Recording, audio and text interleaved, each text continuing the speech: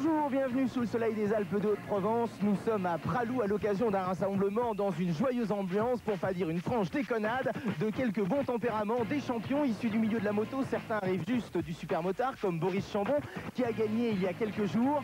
Et puis d'autres issus du BMX, du VTT ou bien encore du snowboard, qui sont venus tâter d'un engin hybride mais fort intéressant. Le croisement entre un BMX et un snowboard, ça donne ce qu'on appelle le snow scoot. Vous verrez mieux de quoi il retourne dans quelques instants. Et puis aujourd'hui, on va surtout s'intéresser à Eric Baron, un VTTiste de l'extrême, auteur de multiples cascades, recordman du monde de vitesse, aussi bien sur terre que sur neige. Voici une émission bien partie pour aller en vrille. Un lâcher de motard, de pilote automobile, de rider BMX et VTT sur une piste, qui plus est sur un snow scoot, c'est zone interdite. Mais c'est l'occasion malgré tout de découvrir cet engin qui depuis 2 saisons commence à faire du bruit. Il a déboulé de son Jura il y a 5 ans, a battu plusieurs records du monde de vitesse en VTT, que ce soit sur neige ou sur terre. Eric Baron va tenter de nous expliquer dans quel bois il a été taillé et il nous dira pourquoi et comment il a si bien dégazé les gènes de la vitesse. Le snow scoot, voilà l'engin de près, c'est vrai, à mi-chemin entre un snowboard coupé en deux et un BMX. Le résultat, eh bien, ça donne quelque chose qui est loin du gadget. On aurait pu croire à une blague il y a quelques années et en fait, ça s'est imposé. Il s'en produit quelques centaines d'unités par an et il s'en vend même au Japon. Et puis, il y a l'engouement des riders, des garçons qui viennent du BMX, du VTT ou bien encore de la moto comme Jean-Michel Bayle. Alors, ça te plaît le snow scoot? Ouais, c'est vraiment un super engin quand on s'éclate, même après une journée d'essai. Donc, puis on peut faire des sauts, on peut faire pas mal de trucs, on peut prendre de la vitesse. Pour nous, c'est vraiment sympa. Ça va, ça dérape pas trop? Non, ça dérape pas trop. C'est un peu déroutant au début parce que pour nous, motards ou mecs qui font du VTT, il y a un guidon mais qui sert pas à grand chose. Donc c'est un peu bizarre, mais en fait, après une journée, on arrive quand même à faire des trucs vraiment sympas. Au niveau saut, entre autres? Niveau saut, niveau vitesse, au niveau plaisir, c'est quand même un super engin. Eh ben, on va justement voir ce que ça donne. À l'initiative de Dangerous Momo de Planet X, Pralou a accueilli des pilotes moto, auto, VTT, BMX, des snowboarders pour tester ce produit issu de l'accouplement improbable d'un snowboard avec une patinette, avec un vague pédigré dans le VTT. C'est Franck Petou, un jour de pleine lune, qui a été le premier procréateur. Nous sommes en 91.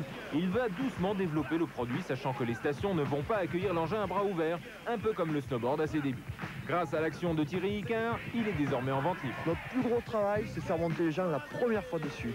Une fois que les gens sont montés dessus, la partie est gagnée. C'est très ludique, on se fait plaisir, c'est quasi immédiat. Et au bout de deux demi-journées de ride avec cet engin, on est capable de passer de partout, on se fait plaisir. Et je peux vous dire que c'est accessible à partir de 12 ans. Le problème, c'est que tous ces pilotes n'ont pas l'habitude de traîner en route et ont une certaine faculté à générer des situations rapidement délicates. Les plus créatifs dans ce genre, ce sont sans problème les pilotes de VTT.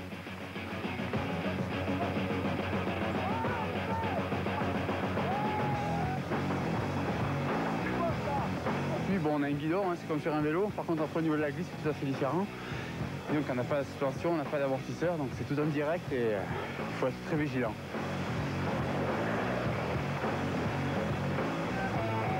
Ça permet de se lâcher l'hiver, de faire des bonnes glisses, des bonnes traces et techniquement c'est très important, oui, ça peut être un bon entraînement.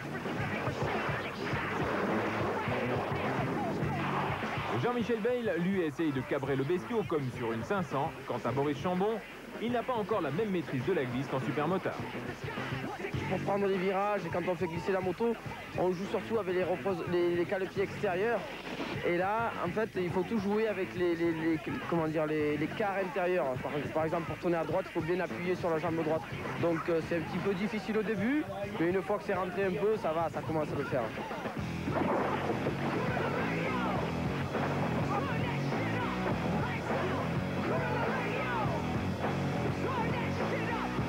Il n'y a que des malades ici, hein, dans les temps. J'ai jamais vu ça, moi. Il y a quand même quelques champions du monde et des mecs sacrément titrés. Hein.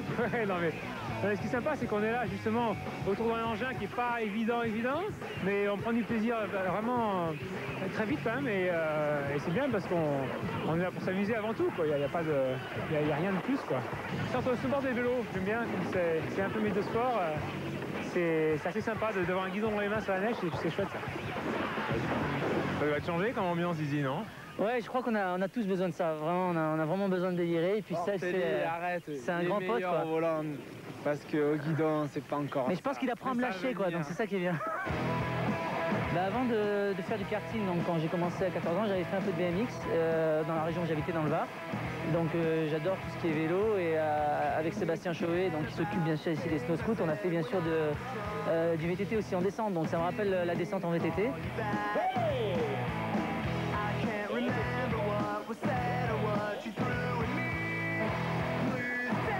Ça me rappelle un peu le début du snowboard il y a 10-15 ans, quand les mecs qui arrivent avec leur proto, leur machin, en disant je vais le bricoler, mettre un full strap comme ça, puis tu te retrouves à 50. Je sais pas combien ils sont en faire dans les Alpes, ils doivent pas être beaucoup, plus d'une centaine, donc ils se retrouvent, ils se connaissent dans les stations, et puis c'est parti, une bosse toute la journée, c'est bien.